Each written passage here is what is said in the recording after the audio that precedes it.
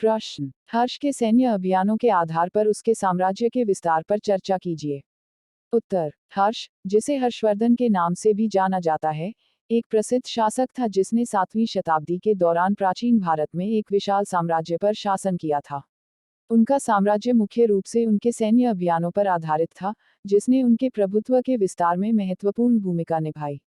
जबकि हर्ष के साम्राज्य की सटीक सीमा क्षेत्रीय लाभ और हानि के कारण समय के साथ बदलती रही, उसके सैन्य अभियानों ने इसके समग्र आकार और प्रभाव में महत्वपूर्ण योगदान दिया। हर्ष का साम्राज्य मुख्य रूप से भारतीय उपमहाद्वीप के उत्तरी भाग के आसपास केंद्रित था, जिसमें उत्तरी भारत के वर्तमान क्षेत्र, पाकिस्तान और नेपाल के कुछ हिस्से शामिल थे। हर्ष पुष्यभूति राजवंश से थे और 606 ई. में सिंहासन पर बैठे। प्रारंभ में, उनका शासन वर्तमान हरियाणा, भारत में थानेसर के आसपास के क्षेत्र तक ही सीमित था। अपने साम्राज्य का विस्तार करने के लिए, हर्ष ने सैन्य अभियानों की एक श्रृंखला शुरू की जिसका उद्देश्य पड़ोसी राज्यों को अपने अधीन करना और अपनी शक्ति को मजबूत करना था। उनकी उल्लेखनीय प्रारंभिक विजयों में से एक थानेश्वर के राजा राज्यवर्धन की हार थी, जो उनके भाई थे। इस प्रकार पड़ोसी राज्य पर उनका प्रभाव बढ़ गया। हर्ष की विजय जारी रही, और उसने राजनयिक गठबंधनों, रणनीतिक विवाहों और सैन्य बल के माध्यम से कई क्षेत्रों और राज्यों पर सफलतापूर्वक कब्जा कर लिया। हर्ष के सैन्य अभियान न केवल विस्तारवादी महत्वाकांक्षाओं से प्रेरित थे, बल्कि स्थिरता बनाए रखने और न्यायपूर्ण शासन स्थापित करने की इच्छा से भी प्रेरित थे।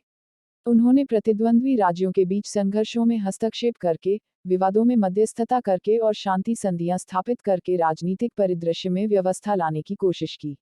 हर्ष के सैन्य हस्तक्षेप अक्सर परोपकार के कार्यों के साथ होते थे, जैसे बुनियादी ढांचे की मरम्मत, शिक्षा को बढ़ावा देना और धार्मिक संस्थानों का समर्थन करना। हर्ष की सबसे महत्वपूर्ण सैन्य उपलब्धियों में से एक पश्चिमी गंगा क्षेत्र पर उसकी जीत थी, जिसमें आधुनिक बिहार और बंगाल शामिल थे। इस जीत ने उनके साम्राज्य का काफी विस्तार किया और उन्हें कामरूप, वर्तमान असम, और दक्कन के चालुक्य जैसे शक्तिशाली राज्यों के संपर्क में लाया। हर्ष का साम्राज्य पश्चिम की ओर भी फैला, जिसमें वर्तमान पाकिस्तान के कुछ हिस्से भी शामिल थे।